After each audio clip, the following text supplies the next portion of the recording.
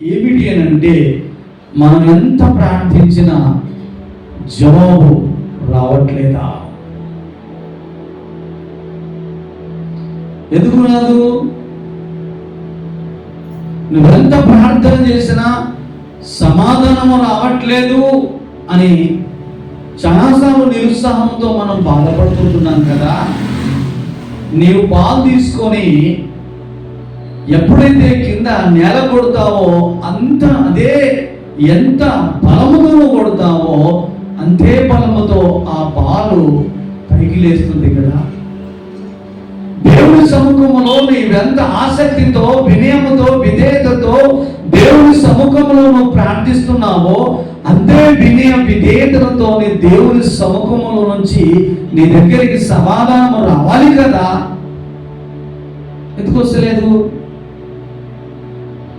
ఏ రోజైనా సరే రోజుకు ఎన్నో ప్రార్థన చేస్తావు, బలహీనతలు పోవాలని ప్రార్థన చేస్తావు, సమస్యలు పోవాలని ప్రార్థన చేస్తావు, పిల్లల కొరకు ప్రార్థన చేస్తావు. నీకున్నటువంటి కుటుంబంలో ప్రతి స్థితిగతుల గురించి నువ్వు మానిక ప్రార్థన చేస్తున్నప్పుడు మరి ఎందుకు నీ జీవితంలో సంతోషకరమైనటువంటి సూచనలు దినాలు ఎందుకు రాలేని స్థితిలో ఉన్నాయి? పరిశుద్ధాత్మ దేవుడు చాలాసార్లు ప్రభు మనందరితో మాట్లాడుతుంటున్నాడు. ఆ మాటలు ఏమిటి అని అంటే, ఒకవేళ మనకు సమాధానం రాలేకపోతే మనలో ఏమైనా లోపాలు ఉన్నాయా? విత్తనం వేసినప్పుడు ఆ విత్తనము కనీసము దాని నిర్ణయం అంటే ఎన్ని రోజులలో వస్తుందో ఒక రోజు వెనక ముందు ఖచ్చితంగా అది నేలలో నుంచి పైకి రావాల్సిందే. అది వస్తలేదు అని అంటే మనం వేసే విత్తనం మంచిది కాదు. ఒకవేళ నువ్వు వేసేటటువంటి ప్రార్థన విత్తనము దేవుని సముఖంలో నువ్వు ఎలా నాటుతూ ఉంటున్నావు? చాలా మంది ఇదే ఈ యొక్క అంశం మీదనే వారి జీవితాలన్నీ గడిచిపోతుంటున్నాయి.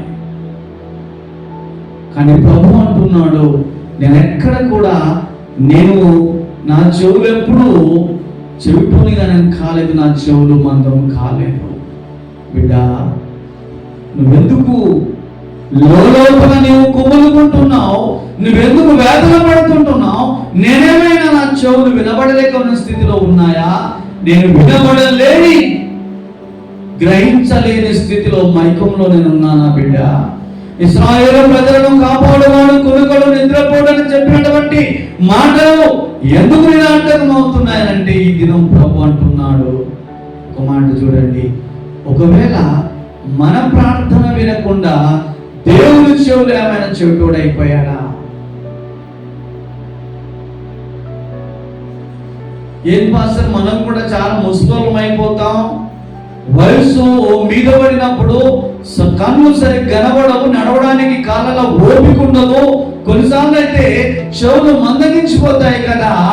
మరి దగ్గరకు వచ్చి మాట్లాడితేనే వినపడుతుంది కదా. దేవుడు కూడా భూమి పుట్టింది మొదలుకొని ఈ రోజు వరకు ఉన్నాడు కదా. ఒకవేళ దేవునికి ఏమైనా చెవులు వినపడతలేవేమో, ఏమంటాం? దేవుని చెవులు వినబడతలేవా?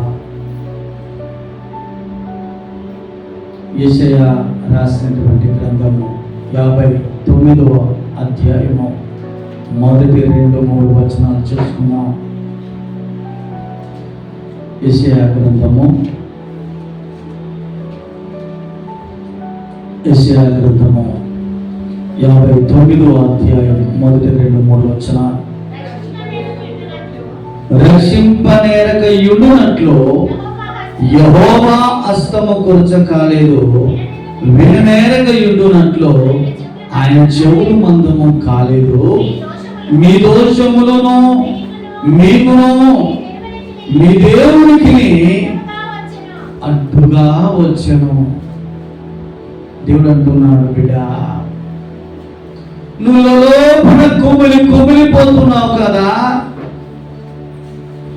నా హస్తం ఏమైనా కుర్చైపోయిందా? నా చెవులు ఏమైనా మందమైపోయినాయా? కాలేదు.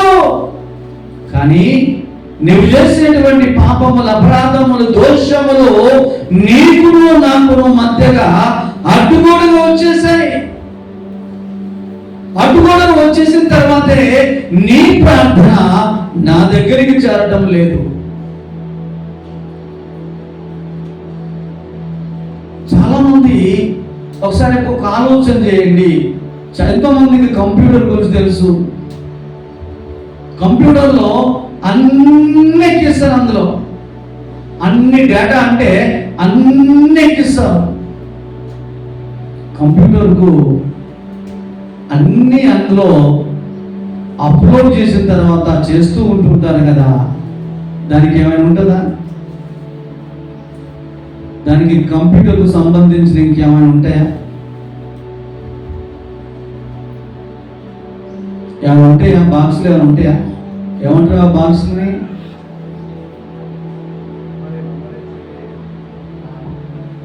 బాక్సులు ఇంక ఉంటాయి.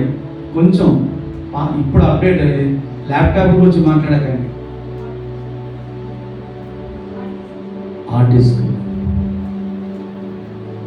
అన్ని పోయినా కూడా కంప్యూటర్ అంతా పాడైపోయినా కూడా ఇంచుమించు హార్డ్ డిస్క్లో ఇంచుమించు డేటా ఉంటుంది. డేటా హార్డ్ డిస్క్లో ఎప్పుడన్నా మీరు బాగా దగ్గర చూసారా? అది బాగా ఇదెక్కించి అన్ని ఎక్కియంగా అన్ని అద్భుతంగా హీట్ అయిపోతుందని చెప్పి దానిలో ఏముంటాయి? అది హీట్ కాకుండా ఏముంటాయి?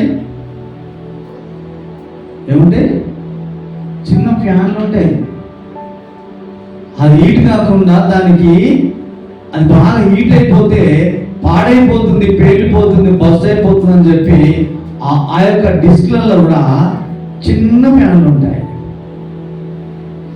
మరి మీ జీవితంలో, నా జీవితంలో అన్ని ఈ చెత్త, ఇంటి పక్కన చెత్త, వాళ్ళ చెత్త, వీళ్ళ చెత్త అన్ని బ్రెండ్ ఎక్కించుకొని ఆక్కది ఈ ఎక్కది ఈ తమ్ముంది ఆ తమ్ముంది అంతా ఎక్కించుకుంటాం కదా. ప్రార్థన కూలీ లేకపోతే ఒకరోజు మన జీవితం కూడా చల్లా చెదిరైపోయేటటువంటి పరిస్థితులు మన జీవితంలోకి రావట్టారా? ఒక భౌతికమైనటువంటి వస్తువు కంప్యూటర్ చేస్తే ఆ డిస్కులు అంటే డిస్కులలో కూడా అంత ఏదేమైనా అంత డాటా అంతా అందులో పెడతారు. ఆ సేపుగా అవి భద్రపరుస్తాయి.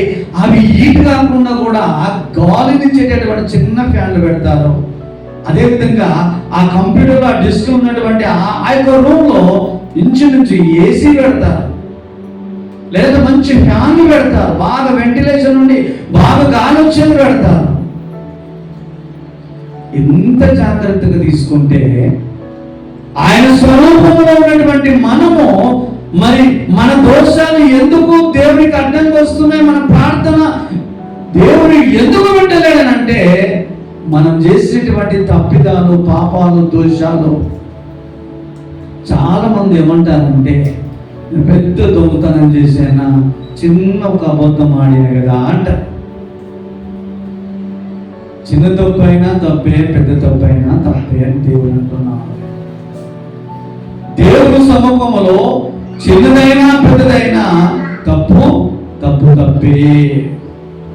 కానీ మనం ఏం చేస్తుంటున్నామంటే ఎటొచ్చి చేయాల్సిందల్లా లోక సంబంధమైన కార్యాలు మన జీవితంలో చేసి ఎటొచ్చి మనం తీసుకొని పోయి ప్రభా నాది ఏది తప్పు లేదు, తప్పు అంతా ఎవరి అందనంటే నీదే తప్పు ఉంది ప్రభు అని చెప్పి దేవుని పైన మనం వేసుకుంటున్నాం. కానీ దినం ప్రభు అడుగుతున్నాడు, దేవుని బిడ్డలారా, దేవుని జనాంగమా, నీ ప్రార్థనకు సమాధానం రాలేకపోవడానికి కారణం ఎవరు అంటే మనమే, దేవుడు గారు. అందుకని గలతీయులకు రాసిన పత్రిక లాస్ట్ అధ్యాయం 6వ వచనం చూస్తే 6, 7, 8, 9, 10 వచనంలో చూస్తే దేవుడు వెక్కిరింపబడడు, ఏమైతే విత్తుతావో అదే పంట వస్తావు. అప్పుడప్పుడు చాలా మంది ఏం చేస్తారంటే తెలివి లేని వారు దేవుడు ప్రతి ఒక్కరు ఎవరు చిన్నోళ్ళు పెద్దోళ్ళు ఎవరైనా సరే దేవుడు నమ్మిన వారు నమ్మని వారు దేవుడు ఎక్కడ ఉంటాడంటే టక్కున పైకి చూస్తాం. ఎక్కడ ఉంటాడు దేవుడు? పరలోకంలో ఉంటాడు. ఎప్పుడైనా దేవుడి మీద ఉమ్మేస్తా అని చెప్పి ఉమ్మితే ఆ ఉమ్ము ఎవరి మీద పడుతుంది? దేవుడి మీద పడుతుందా? మన మీద పడుతుందా? మరి నిందలు మాటికి పోయి ఏ ఒక్క రోజైనా మనం తప్పు ఒప్పుకుంటామా? ఎక్కడొచ్చి తీసుకొని పోయి దేవుడి మీద నిందలు వేస్తే దేవుడి మీద ఉమ్మేసినట్టు కాదా?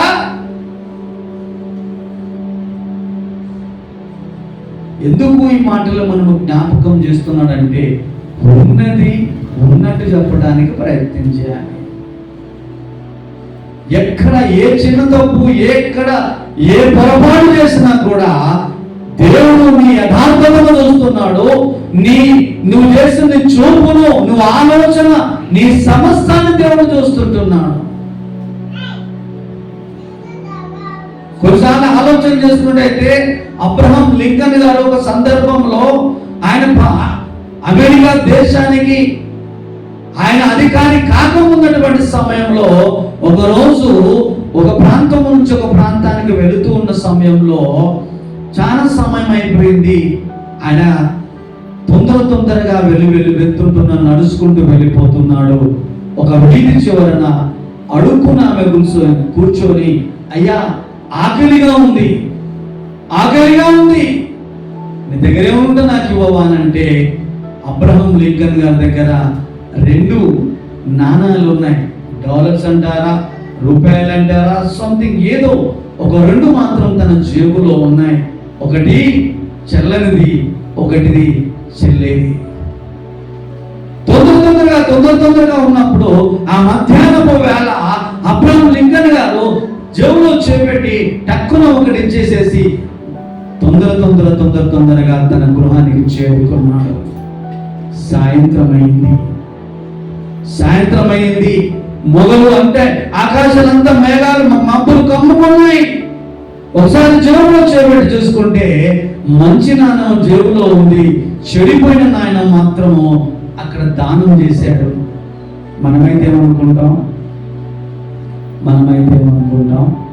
మళ్ళీ ఎప్పుడైనా కలిసినప్పుడు ఇస్తలే అనుకుంటాం. లేదనుకుంటే అనుకున్నామకి ఆ చెల్లేదో ఏదో ఒకటి ఇచ్చినా కదా అని అనుకుంటాం. కానీ అబ్రహాం లింకన్ దానం చేస్తున్నప్పుడు కూడా ఎక్కడ రాజీ పడలే. వెంటనే ఆకాశాలు మేఘాలు కమ్ముకున్నా అది ఏదేమైనా కూడా వెంటనే గబగబ ఎక్కడైతే ఏ ప్రాంతం ఏ చోటైతే ఆ యొక్క అడుక్కున్నామే మన ఈయన దానం చేసేటువంటి ఆ ప్లేస్ ఉందో వెతుక్కుంటూ పోతే ఒక వీధి చివరన ఒక దుకాణం దగ్గర ఉంటే, అమ్మా దయచేసి నన్ను క్షమించు, ఎందుకయ్యానంటే నేను నీకు చెల్లని నాణాన్ని ఇచ్చాను. వెంటనే ఆ నాణం తీసుకొని చెల్లేటటువంటి నాణాన్ని ఆ డబ్బు ఇచ్చేసి వచ్చాడు. అంత యథార్థత మనకుంటుందంటారా? ఏ మూలైనా సరే మనం చేసేటటువంటి దానం కావచ్చు, చేసేటటువంటి ప్రార్థన, అయ్యా అనేకుల కొరకు ప్రార్థన చేయాలంటే నీ హార్ట్ఫుల్ గా నువ్వు దేవుని సముఖంలో ప్రార్థన చేస్తున్నావా? ఇతరుల కొరకు మనస్ఫూర్తిగా, నీటి పక్కల కొరకు, నీ స్నేహితుల కొరకు, నీ రక్త సంబంధికుల కొరకు, నీ శత్రువు కొరకు నీవు మనస్ఫూర్తిగా దేవుని సముఖంలో ప్రార్థన చేయగలుగుతున్నావా? మరి ఏది నీ యథార్థత? నీ మనసే, నీ హృదయమే సాఫ్ లేనప్పుడు నీ ప్రార్థన దేవుని సన్నిధికి ఎలా చేరగలుగుతుంది? చూపులో తేడా ఉంది, మనసులో తేడా ఉంది, ఆలోచనలో తేడా ఉంది. ఎక్కడ చూసినా కూడా ఏ మూలను కూడా దేవునికి ఇష్టానుసారమైనటువంటి ఆ గుణలక్షణాలు మన జీవితంలో లేక దేవుడి సముఖంలో నా ప్రభువా, నా దేవా అంటే దేవుడు మన ప్రార్థనలు ఎలా వినగలుగుతాడు? చాలా మంది అనుకుంటుంటాం, దేవుడు నా మనవింటలేడంటే దేవుడు చాలా బిజీగా ఉన్నాడేమో, ఆయన చెవులు వినబడలేదేమో. అలాంటి స్థితిగతుల గుండా నీ ఆలోచనలు మల్లుతున్నాయేమో. ఇది ఒకసారి జ్ఞాపకం చేసుకో. మన ప్రార్థన ఎలా చేయాలి అంటే లూకాసు సువార్త 18వ అధ్యాయము మొదటి వచనంలో చూస్తే ఒక వ్యక్తి గురించి మాట్లాడతాడు. లూకాసు సువార్త 18వ అధ్యాయం మొదటి వచనంలో చూస్తే ఎలాంటి ఒక విధవరాలు ఉంది. ఆ విధవరాలు న్యాయాధిపతి దగ్గర ఎలా మొరపెడుతుంది, ఎలా చేస్తుందో ఒక సందర్భాన్ని జ్ఞాపకం చేసుకుందాం. లూకాసు సువార్త 18వ అధ్యాయము మొదటి నుంచి. వారు విసుగక నిత్యము ప్రార్థన చేయుచుండవలెనని ఆయన వారితో ఒక ఉపమానము చెప్పిండట. దేవునికి భయపడకయు మనుషులను లక్ష్య పెట్టకయు. అక్కడ సందర్భం ఏముందంటే అందరికీ న్యాయము తీర్చేటటువంటి ఒక ఊరు పెద్ద ఆయన ఉన్నాడట. ఒక విధవరాలు తన కొడుకుకు అన్యాయము జరిగితే రోజు ఆ అధికారి దగ్గరికి వెళ్తూ ఉందట. అధికారేమో ఈ విధవరాన్ని ఎప్పుడు పట్టించుకుంటలేడు. రేపు రాపో, మాపు రాపో, ఎల్లుండి రాపో, ఇంక 4 రోజులు రాపో అని చెప్పి రోజు అంటూ వెళ్ళగొడుతుందట. కానీ ఆ స్త్రీ ఏ రోజు రమ్మంటే ఆ రోజు మానక అధికారి ఎదురు నిలబడితే ఒక రోజు అధికారికి భయమేసి ఒక వాడన్నాడు, ఏంటంటే నేను దేవునికి కూడా భయపడను కానీ ఈమెను భయపెడుతుందిరా నాయన బాబు అన్నాడట. నీ ప్రార్థన దేవుని సముఖములో అయ్యా వచ్చేంత వరకు దేవుని సముఖములో యథార్థత కలిగి నీతి కలిగి మానక విసుగుగా ప్రార్థన చేస్తే దేవుడు ఇవ్వక మానుతాడా?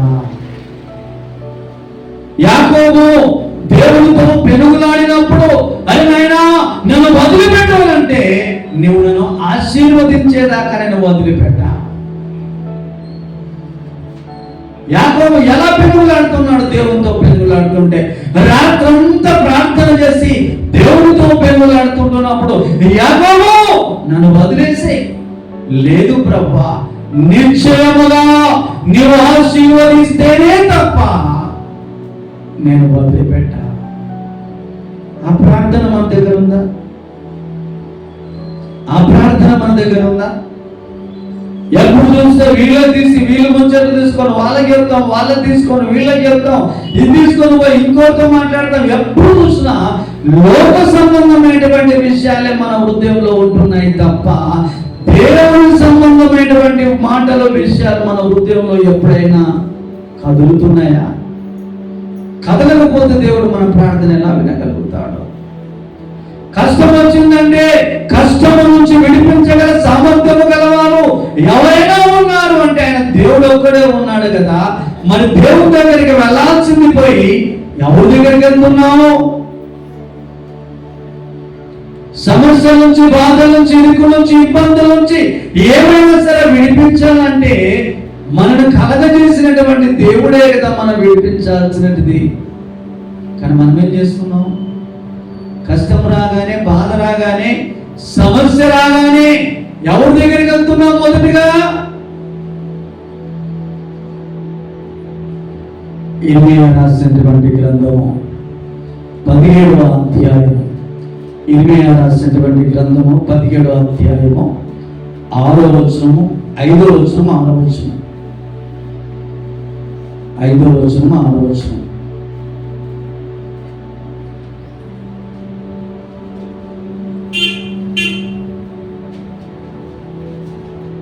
ఇర్మియా 17 5వ వచనం, 6వ వచనం. యెహోవా ఇలాగు సెలవిచ్చుచున్నాడు, నరులను ఆశ్రయించి శరీరులను తనకు ఆధారముగా చేసుకొనుచు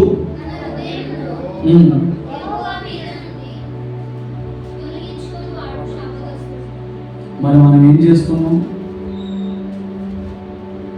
మనం ఏం చేస్తున్నాం? కష్టం రాగానే ఎవరి దగ్గరికి వెళ్తున్నాం? బాధ రాగానే ఎవరి దగ్గరికి వెళ్తున్నాం? ఏదైనా ఏదైనా సమస్యల జీవితంలోకి దేవుని ద్వారా వచ్చిందా, నీ ద్వారా వచ్చిందా, అపవాది యొక్క ద్వారా వచ్చిందా, ఏదైనా సరే ఏ రకంగా నీ జీవితంలో సమస్య వస్తే దాన్ని విడిపించగల సామర్థ్యం గలవాడు. నువ్వు ఎవరి దగ్గరికి వెళ్తున్నావు? నువ్వు ఎవరిని ఆధారం చేసుకుంటున్నావు? దేవుని వాక్యం స్పష్టంగా చెప్తుంది, ఒకవేళ యెహోవా ఇలా సెలవిచ్చుచున్నాడు, నరులను ఆశ్రయించి నీ కష్టం రాగానే, బాధలు రాగానే, ఇరుకులు రాగానే అక్క, తమ్ముడు, చెల్లి అని నీ రక్త సంబంధికులు, నీ బంధువులు, స్నేహితుల దగ్గరికి వెళ్తున్నావు కదా, వారిని నువ్వు ఆధారం చేసుకొని విడిపించగల సామర్థ్యము గల వారిని నీవు అశ్రద్ధ చేస్తున్నావు కదా. ఎన్నిసార్లు చేయలేము మన జీవితంలో?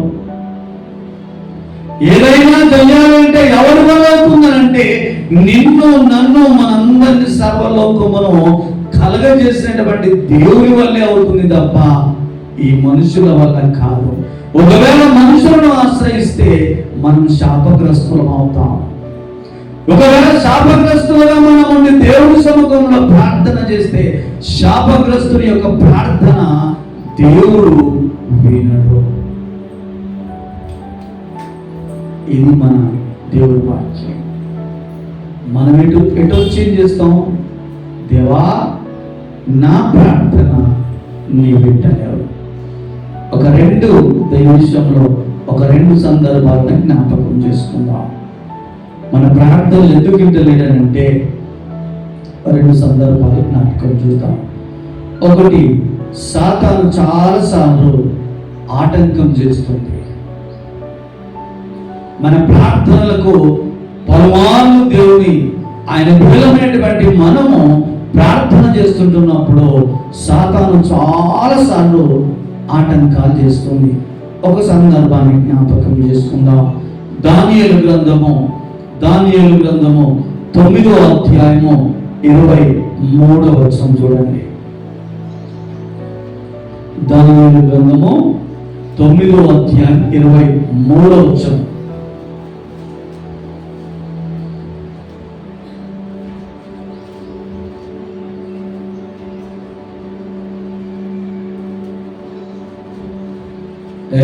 పక్కకు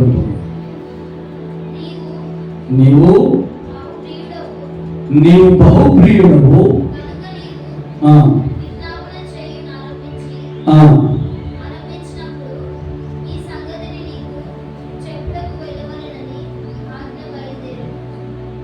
దేవుని బిడ్డలందరమైనటువంటి మనకట దేవుడు సమాధానం వెనువెంటనే పంపిస్తాడట.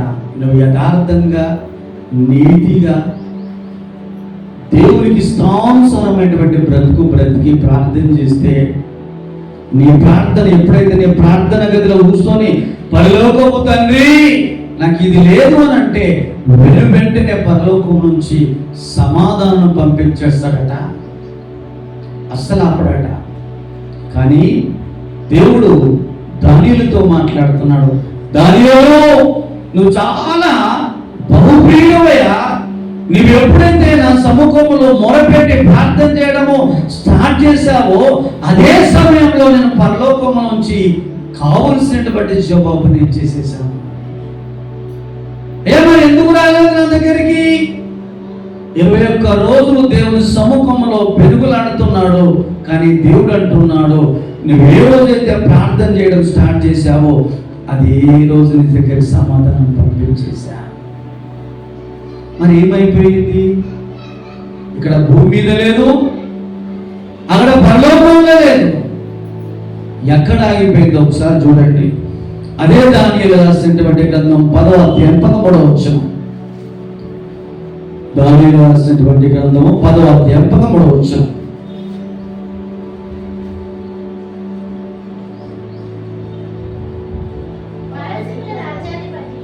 పారసీకుల రాజ్యాధిపతి 21 దినములు నన్ను ఎదిరించను. ఇంకా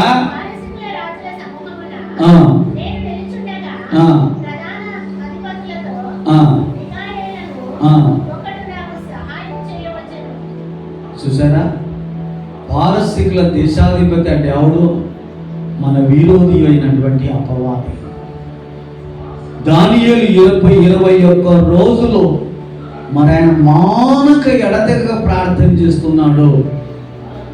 కానీ పరలోకం నుంచి దేవుని సన్నిధి అంటే జవాబు మన దగ్గరికి పంపించేసేసాడు. కానీ అపవాదం అంటేసుకుని మధ్యలో. కానీ మనం ఏం చేస్తాం? 2 రోజులు, 3 రోజులు, 4 రోజులు, 7 రోజులు, 10 రోజులు, 11 రోజులు మానేసేసాం. ఆడికించి నా మనవి నా ప్రభు పెట్టలేడు, నేను ఎందుకు అంటే ఎంత బహుప్రియుడైనా నా మనవిట్టలేడని చెప్పి ఊరుకుంటాం.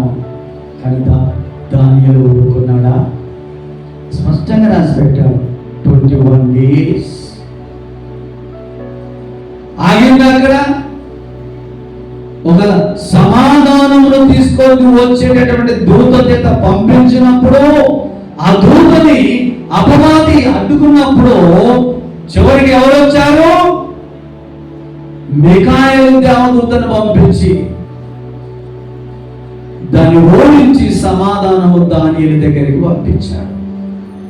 ఒకవేళ మాంత్రికులు గాని, ఒకవేళ ఈ లోకాధిపతి అంటే ఆకాశ మండలంలో ఉన్నటువంటి దురాత్మలు గాని దేవుడు పరలోకము సముఖములో నుంచి వచ్చే ఆశీర్వాదాన్ని అడ్డుకుంటే నువ్వు మానక ప్రార్థన చేయి, దేవుడే వాటిని విడిపించి మన దగ్గరకు పంపిస్తాడు. కానీ మనం ఏం చేస్తాం? మానక ప్రార్థన చేస్తామా? 1 రోజు, 2 రోజులు, 3 రోజులు, 4 రోజులు చూస్తాం. లాస్ట్కి వచ్చి మనకి విసుకొచ్చేస్తుంది. ఇంకెక్కడ దేవుడు నా మాట వింటలేడని చెప్పి ఆవిడికే ఆగిపోతాం. కానీ అలా ఆగిపోతే నష్టపోయేది మనమే తప్ప దేవుడు కాదు. తెస్సలోనికీయులకు రాసినటువంటి మొదటి పత్రిక చూడండి. ఇంకొక మాట చూసుకుందాం. సాతాను ఆపగలుగుతుందా అంటే ఇక్కడ చాలా స్పష్టంగా అపోస్తలుని బట్టి పౌలు మాట్లాడుతున్నాడు. తెస్సలోనికీయులకు రాసినటువంటి మొదటి పత్రిక 2వ అధ్యాయం 18వ వచనం. మరీ ఎక్కువగా కాబట్టి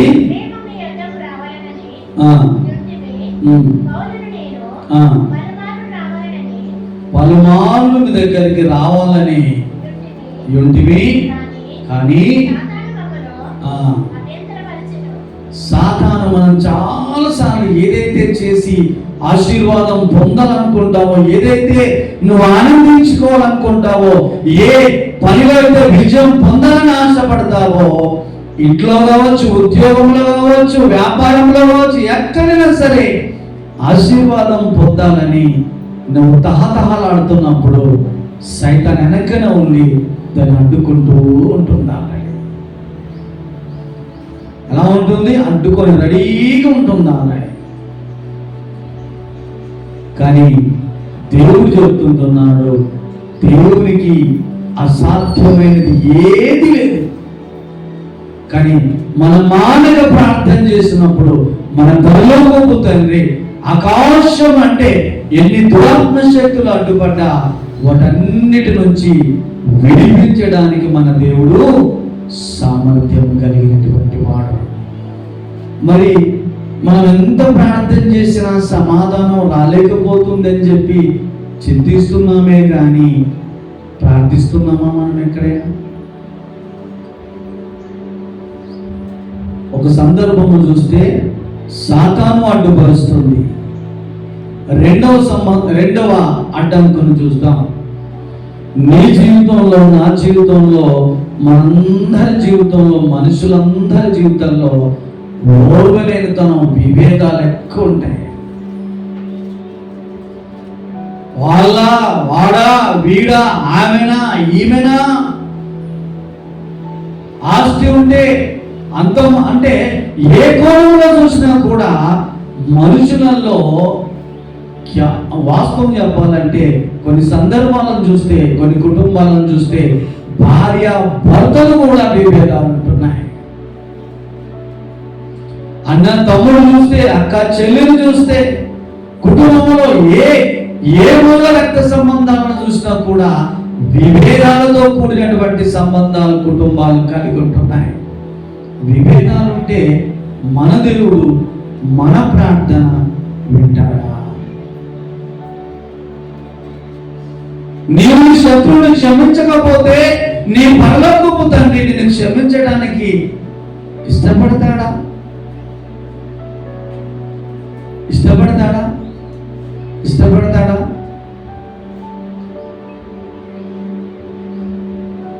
నేను ఒక ప్రాంతం, ఆంధ్ర ప్రాంతానికి వెళ్ళినప్పుడు ఒక సందర్భంలో దేవుని సేవకుడు ఒక వాక్యాన్ని చెబుతూ తన అంటే అక్కడ కుటుంబంలో జరిగిన, అంటే సంఘంలో జరిగినటువంటి ఒక సందర్భాన్ని జ్ఞాపకం చేశాడట.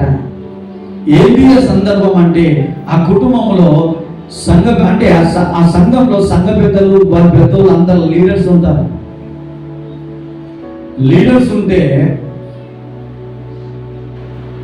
బలిస్తున్నప్పుడు ఆ సంఘ పెద్దలకు వాళ్ళకు ఎక్కడ చాలా సంఘాలలో చూస్తే సంఘ పెద్దలకు ఒకరికొకరు వాడారు. రాజకీయాలు అన్ని ఎక్కడికి వచ్చినాయంటే మన క్రైస్తవంలోకి వచ్చాయి. అయితే ఏమైంది తెలుసా? వాళ్ళకి విభేదాలు ఉండి వాళ్ళు ఏం చేశారంటే, సేవకుడు ప్రబలిస్తుంటున్నప్పుడు బాబు బంధు తీసుకుపోయి అందరికీ మరి అందించు అని అంటే, వారికి పగుంటే నా పగును నాకు బలిస్తే నేను తీసుకోవాలా అని చెప్పి మొత్తం మీద మందిరంలో తీసుకొని నోట్లో వేసుకొని బయటకు పోయి ఉమ్మేసేసాడట. ఏంటిది? ప్రభు బలని. ప్రభు బలని దేవుని రక్తానికి సాదృశ్యంగా ఉన్నటువంటి ఆ ప్రభువులని నోట్లో అట్లనే ఉంచుకొని కొద్దిసేపు అయిపోయిన తర్వాత బయటికి పోయి ఉమ్మేసేసేసిందట. తన కుటుంబంలో అదే రాత్రి సమయాన సాయంత్రం వరకల్లా రక్తము కక్కుకొని చనిపోయాడు. రక్తము కక్కుకొని చనిపోయాడు. ఇదేదో నేను ఊరికి చెప్పడం లేదు. ఈ సాక్ష్యం యూట్యూబ్లో చాలా మంది పెట్టారు. మన ప్రార్థన ఎందుకు దేవుని సముఖంలో ఆలస్యం అవుతుందనంటే, మనలో చాలా విభేదాలు ఉన్నాయి. మన పక్కలతో ప్రైజ్ లాడ్ తీసుకోవడానికి ఎంత ముందు ఆడతాం. ఆమె శత్రువే కావచ్చు, కాదంటలేదు. ఆమె నీకంటే తెలివి తక్కువ ఉండవచ్చు, కావచ్చు తెలివి ఎక్కువ ఉండొచ్చు. మరి తెలివి ఎక్కువ నువ్వు ఎందుకు తెలివి తక్కువ ఆమె నువ్వు క్షమించి గిట్ల కాదు గట్ల చెల్లె, గట్ల కాదు గిట్ల అక్క అని చెప్పి ఎందుకు నువ్వు పలకరిస్తలేవు? నీ తెలివి ఎక్కువ ఉంటే ఏం ప్రయోజనము? మనలో విభేదాలు ఉన్నంత వరకు, మనలో క్షమించలేని మనసున్నంత వరకు మన ప్రార్థనలు అస్సలు జవాబు రానే. ఎలా ఉండాలో తెలుసా? పారే సెలయేరులాగా ఉండాలి మన హృదయం.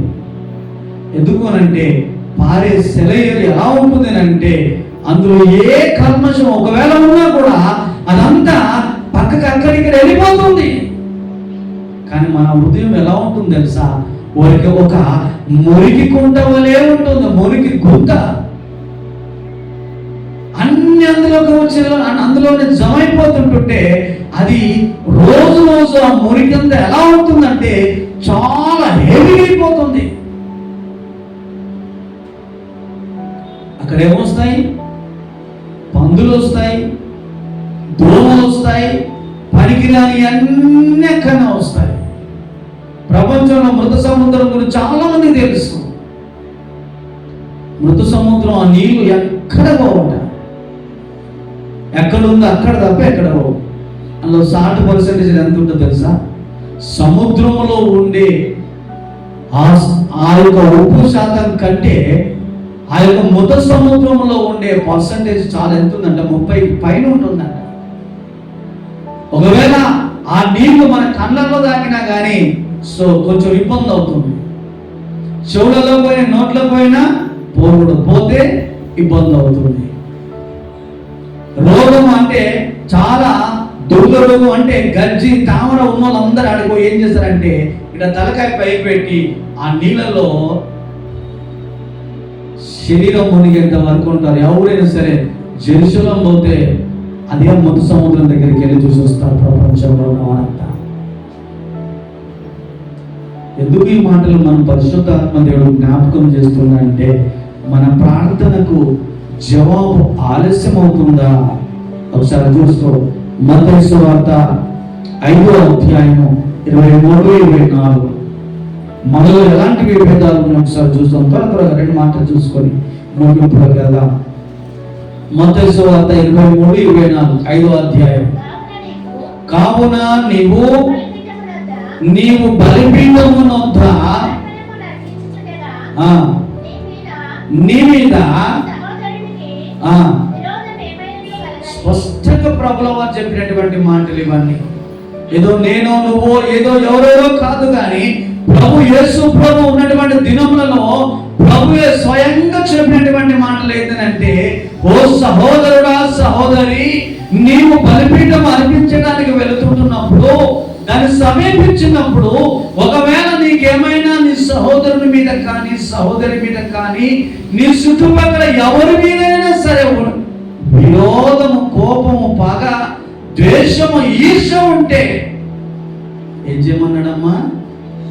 అట్లనే పోయి దహన బలి అర్పించమన్నాడా?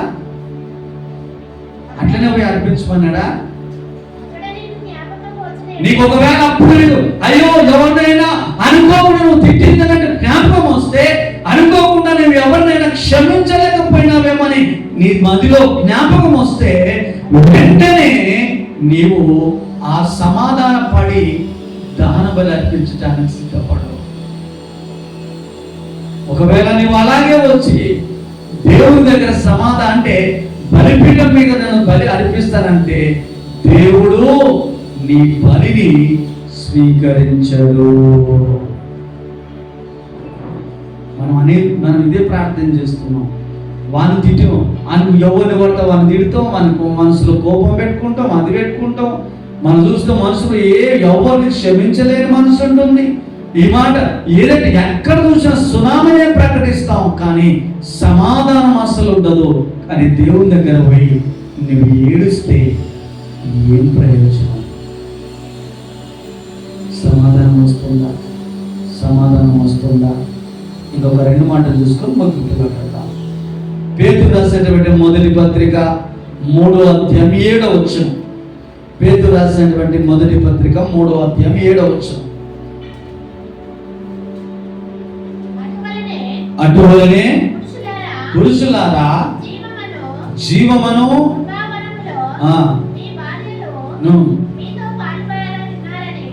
పాలిభాగస్తులుగా ఉన్నారని ఎరిగి. కొన్నిసార్లు మీరు ఆలోచన చేయండి, ఈ సందర్భాన్ని ప్రతి కుటుంబము మరిచిపోతారు. అప్పుడప్పుడు దేవుని బిడ్డలు భార్య విషయంలో భర్తలు వాస్తవమే నీ సగభాగం దేవుడు నీకు ఇచ్చాడు, అంతే. బలహీనురాలే, తెలివి లేదే. కానీ వారిని ఎలా చేయాలి? ఓర్చుకొని సహనం కలిగి ముందుకు నడిపించాలి. మనం ఏం చేస్తాం? ఇబ్బంది పడతాం. అదే విధముగా కింది వచనంలో చూస్తే, స్త్రీలారా మీ పురుషులను కూడా, కొన్నిసార్లు అయితే వాడు తాగుబోతున్నాడండి, వాడు వచ్చి తాగొచ్చి రాత్రికి నానారమస చేస్తున్నాడండి, ఎవరినైనా క్షమిస్తాను కానీ వాడిని మాత్రం క్షమించనయ్యా. ఎందుకు అని అంటే వాడు బాగా రాత్రి సకాల సమయంలో హింస పెడుతున్నాడు. ఈ సగభాగం కాదా? విభేదాలు లేవా? బలహీనమే అందరం, నేనైనా నువ్వైనా మనం అందరం. ఇది ఒక మాట జ్ఞాపకం చేసుకోండి. అలా ఉంటే కూడా మన దేవుడు మన ప్రార్థనకు సమాధానం ఇవ్వడట. చివరి ఒక్క మాట చూసుకొని ముగింపులోకి వెళ్ళిపోదాం. ఎఫెసీయులకు రాసినటువంటి పత్రిక 4వ అధ్యాయం 26, 27 వచనం చూసుకుందాం.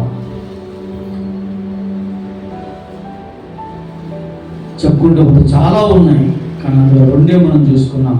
సమయం చాలా అయిపోయింది. త్వరగా ఎఫెసీయులకు రాసిన పత్రిక 4వ అధ్యాయము 26, 27 వచనం.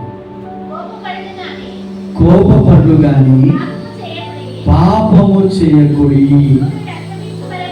సూర్యుడు అస్తమించే వరకే.